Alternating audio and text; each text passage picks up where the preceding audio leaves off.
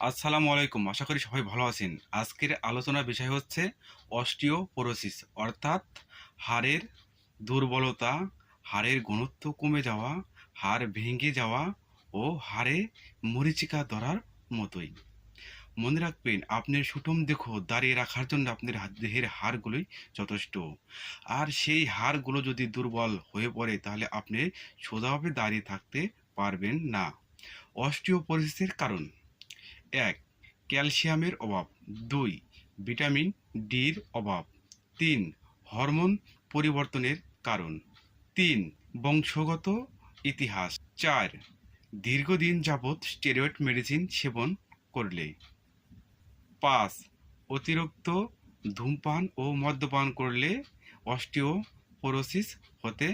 অস্টিওপোরোসিসের লক্ষণগুলি কি কি জেনে নেওয়া যাক। হাড় ভাঙ্গা, হাড় ক্ষয় যাওয়া ও কবজি ক্ষয় যাওয়া, উচ্চতা কমে যাওয়া, মেরুদণ্ড বাঁকা হয়ে যাওয়া ও মেরুদণ্ড ব্যথা অনুভব হওয়া।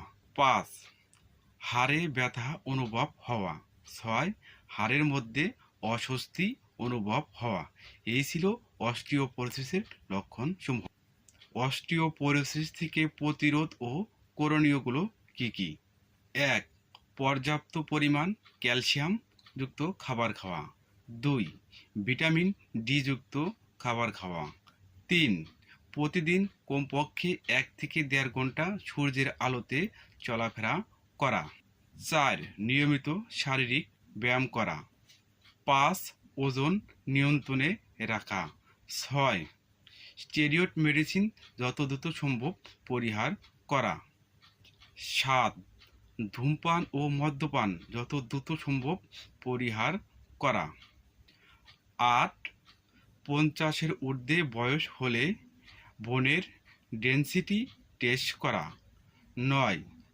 ডাক্তারের সাথে পরামর্শ করে চিকিৎসা করা।